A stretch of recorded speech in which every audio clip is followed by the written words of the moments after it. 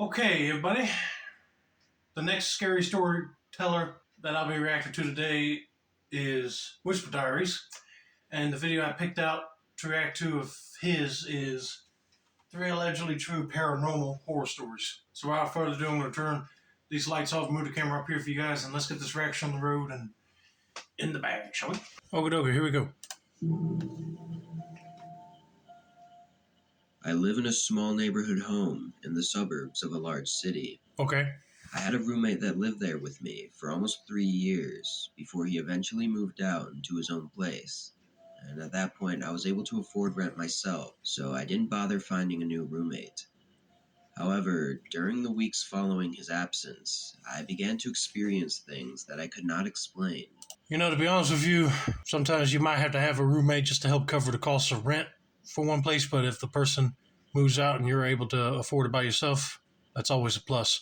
And also, it would feel kind of lonely when somebody moves out. But let's continue on with this person's story and see what they experience, shall we? I have never believed in anything paranormal, but now I'm not so sure. I had to work late one night and didn't get home until 8. I did my usual and made dinner, then sat down to watch some TV. But as I sat on the couch, scrolling through movies to watch, I heard the wooden floorboards creaking upstairs. This wasn't entirely uncommon due to the house being old, but it would happen often, and when it did, it always seemed like they creaked in a distinct pattern as if someone was walking. It was definitely a bit creepy, but I learned to ignore it after a while. However, on this night, they continued for almost 30 minutes. I muted the TV and listened as the noises would travel slowly across the entire upstairs, moving room to room. You know, at first I'll be thinking, okay, does someone break into my house and they're trying to sneak around upstairs? But if you didn't hear no door glass breaking, then you know, okay, it's not a real live person. And then I could probably pass it up as like the floorboards are sold, they're just making noises. I guarantee it's not that either. You got a ghost spectral entity walking around up there. This definitely freaked me out more than usual, and I thought that there might actually be someone upstairs. Same I here. stood up and shouted, hoping to scare them out, or to at least know that it was just the old house so I could continue with my night. But as soon as I shouted, the creaking stopped. I waited, listening for anything else, but after a few minutes of silence, I decided to check upstairs myself. I went to the kitchen and grabbed a knife just in case, and then I made my way up. I went room to room, checking every inch of the place, but found nothing. Everything was where it had been, and there were no signs of anyone being here. I figured it had to be just a really big coincidence that the noise stopped as soon as I shouted, and I made my way back to the couch to try and forget about it. I ended up going to bed around 12 after watching a short movie. I laid there in bed for a while. I was really tired, but for some reason I just couldn't fall asleep. After a little bit, I got up to use the bathroom. The way my house is set up, my bedroom is on the right side of the hallway upstairs, and the bathroom is right across from it on the left side. Cool. So I opened the door and stepped into the hallway. But just as I did that, I heard whispering voices coming from down the hallway, and No, no, no, no, no, no.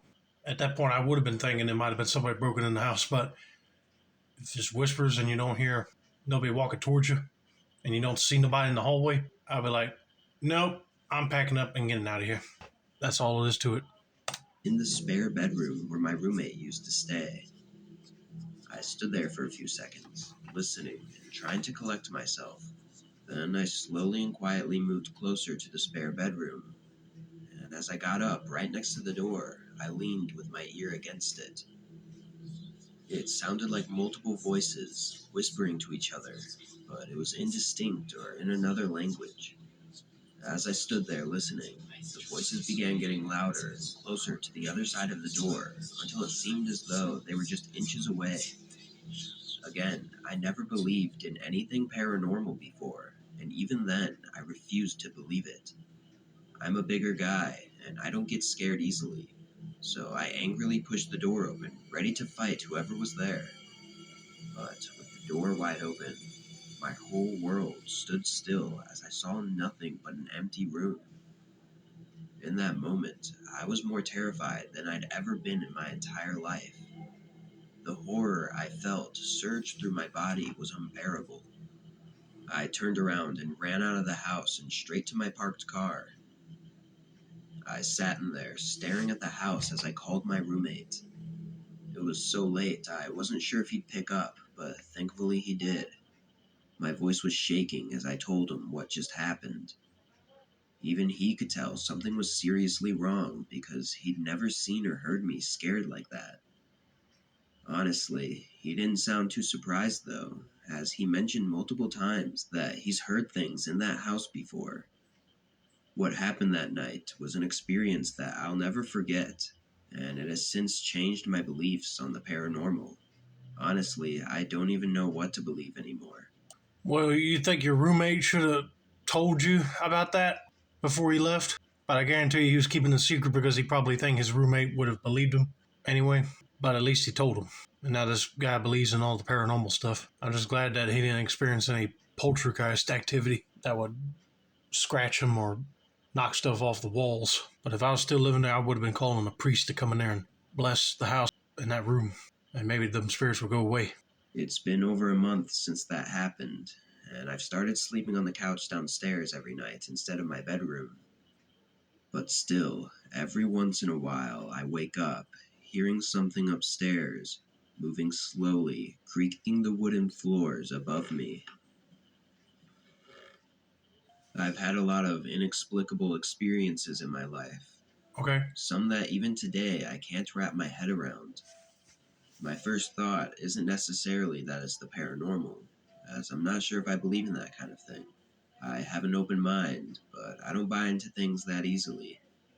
Most things that happen, I blame on my mind playing tricks on me, or sleep deprivation, or simply the fact that it could be a mental illness that has gone undiagnosed. There is one moment, though, or I suppose a few moments, that have been on my mind for some time now.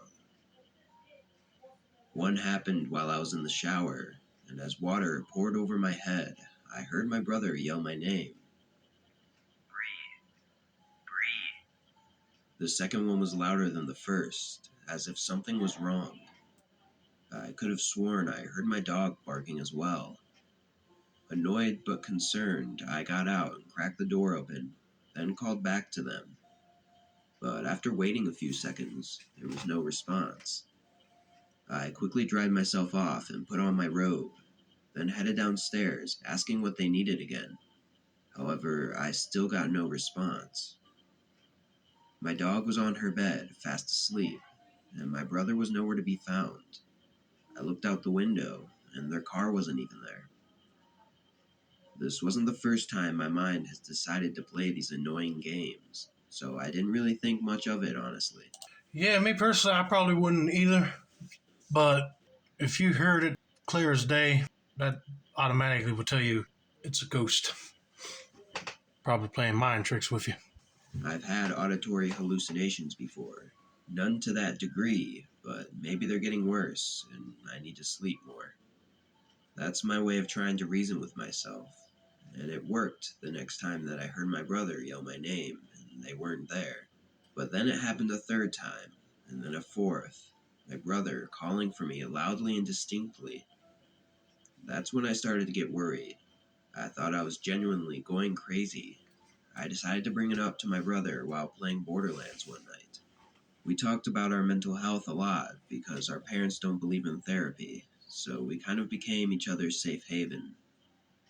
I explained everything that's happened over the past month, and instead of giving advice or sympathizing like he usually does, he just gets really quiet for a second until he says he's been experiencing the same thing, except it's been our mom yelling his name, but she's never been home when he goes to check. He says it's happened around 5 or 6 times, maybe a month or two ago, but he also thought his mind was playing tricks. It seemed after that talk, things began to stop. I didn't hear anything for almost 3 weeks, but then something happened that I'll never forget and will probably never have an explanation for. I was sitting in my bed in my room, scrolling through Instagram, when my mom starts aggressively calling my name from downstairs. I've never heard her voice before. It was always my brother's, so I didn't even think anything weird of it. I was about to get up and see what she wanted when suddenly my mom burst through the door, asking me what I wanted. I didn't know what to say, but I could tell that she was annoyed by the look she gave me. She asks me again what I wanted, and I just kind of shook my head, trying to understand what was going on. Then she angrily sighed and said not to yell her name while she's making dinner, and walked out, leaving the door open. Well, that's when you should have said, I didn't yell for you, Mom. And then she'll probably pass it off as her hearing things. But I'm telling you, some ghostly entity is trying to get everybody in that house annoyed with each other, probably. Still in shock, I got up to close the door, but as I walked across the room, my heart stopped when I came to the realization. I immediately sprinted over to the window and looked at the driveway. My mom was at work. I slammed my door shut and sat on my bed crying as I called my brother. I was absolutely terrified and wanted to get out of the house, but couldn't even get myself to go downstairs alone. My brother didn't pick up, as he was at work, so I was left stuck there. I ended up locking myself in my small bathroom while I waited for either my brother or my mom to get home from work, though I knew it would be hours. Thankfully, nothing else happened until my mom got back, and this time I was very hesitant when she called for me, but it ended up being okay. I told my brother that night, and he said he'd never had anything like that happen to him. To this day, I still have no answers as to what I was hearing and seeing, but honestly, I'm writing this and sharing it in hopes to be able to forget about it and move on. I don't want to know anymore, because I don't think I can handle the truth if it really was the paranormal. Well, I can tell you right now, the whole experience of you seeing your mom coming to the door, but it wasn't your mom, that was a doppelganger, probably. But that is just strange that it didn't even click in his brain that she won't even home yet until he looked outside and the car won't there. But man, I would definitely have a skip beat in my heart. But I'm just glad that he's okay and didn't experience any nothing dangerous. Either way, creepy, and I would have been looking for another place to stay.